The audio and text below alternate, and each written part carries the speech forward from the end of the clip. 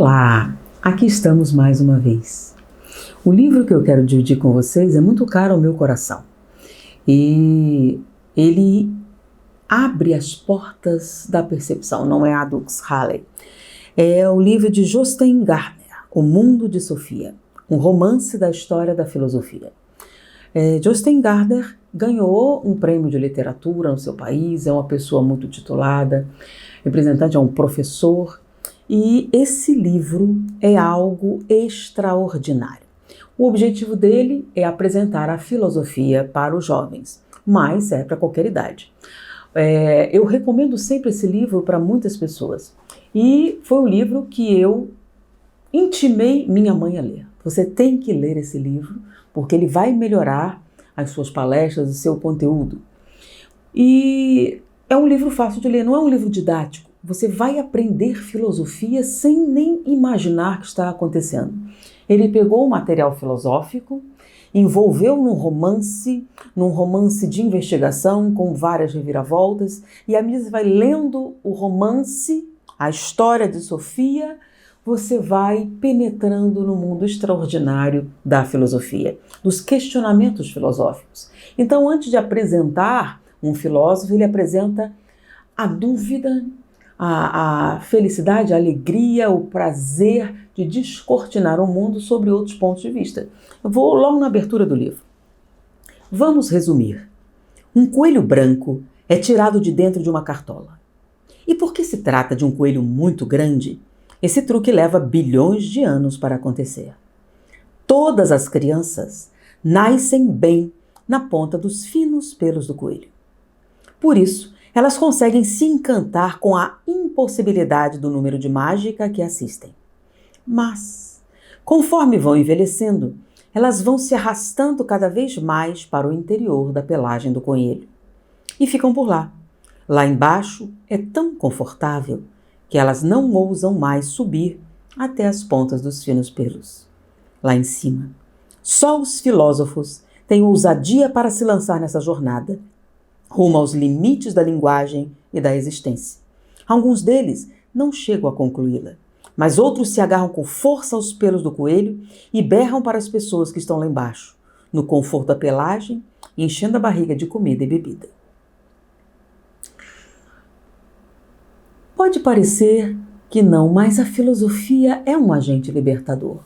E um dos casos que está no livro que eu conto em algumas palestras é a diferença entre a criança e o adulto. E o que significa ser um filósofo? Ser um filósofo significa enxergar o mundo como uma criança. Mas isso não é estranho a vocês? Vocês já devem ter ouvido aquela expressão, deixai vir a minhas criancinhas, que está no Evangelho. E muitos não entendem muito bem. É a ingenuidade da criança, é isso? Não. Em algumas colocações eu já fiz que ingenuidade não é virtude. Então, o que as crianças têm a ver com esta coisa da liberdade, essa coisa do entendimento? É simples. Qual é o olhar que a criança tem e que muitos adultos perdem? Então, no livro existe uma cena que ele fala sobre essa diferença, explicando sobre um momento da vida de uma família. Então, você está na cozinha, você tem o pai, a mãe e uma criança numa cadeirinha. E eles estão tomando o café da manhã. Parece um comercial de margarina, com todos os detalhes. E a mãe está de costas fazendo algum afazer, a criança na cadeirinha, e do nada o pai começa a flutuar, boiando no espaço, sem nada que o segure. Nesse momento, a criança sorri, bate e grita: olha, olha, papai está voando. Nesse momento, a mãe se vira e vê o pai voando e começa a gritar loucamente num estado de histeria. Por que isso aconteceu? Por que a reação da criança foi uma e a da mãe foi outra? Qual seria a sua reação diante dessa situação? E aí que ele fala, por que a criança não se surpreendeu?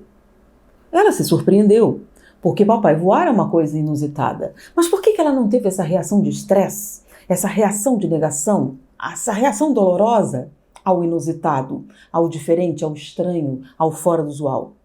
Por quê? Porque para a criança, todas as coisas são maravilhosas. Papai voar é só mais uma delas. Mas mamãe já perdeu essa noção do maravilhoso. Ela tem uma crença cega em como as coisas devem ser. Então, quando alguma coisa sai do controle, as pessoas adultas e que perderam esse olhar filosófico não conseguem lidar. Então, faça uma brincadeira. Se de repente um espírito aparece aqui, quantos sairiam correndo gritando? Ele diz assim, a diferença do verdadeiro cientista é, em vez de sair correndo, diz, alguém tem uma câmera? Alguém tem uma câmera? Isso é um olhar filosófico. Então, o Mundo de Sofia, ele descortina isso de uma maneira maravilhosa, lúdica. É um livro muito agradável de ler, tanto para jovens como para adultos. Então, foi um livro que eu recomendei que minha mãe lesse, cobrei, até que ela começou a ler e se apaixonou também. E isso deu uma dimensão bem maior no conteúdo que ela expressava à plateia. Porque a filosofia, quando compreendida na sua dimensão de desbravadora de um universo totalmente novo, ela é capaz de levar você onde você jamais pensou que poderia ir. Então, o que é ser um filósofo? É ter um olhar, como o das crianças, para todas as coisas possíveis e impossíveis.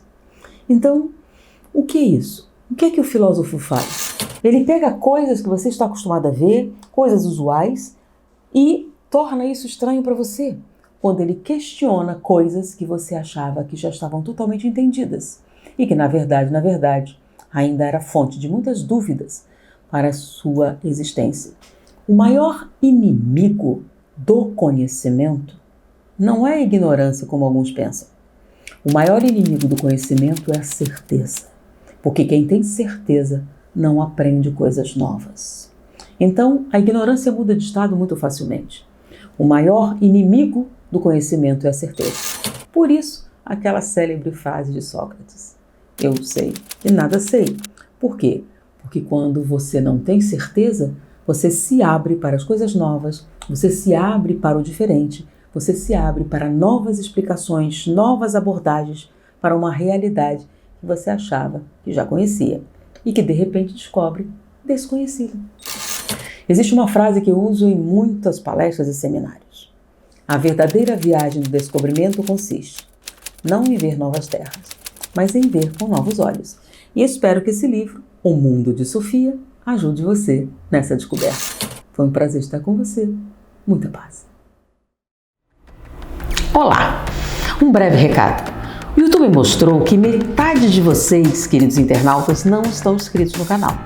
Então, se você gosta do conteúdo e quer ser notificado sobre todas as novidades do canal, clique no botão de se inscrever e ajude a propagar essas mensagens, vídeos e conteúdos para muito mais amigos.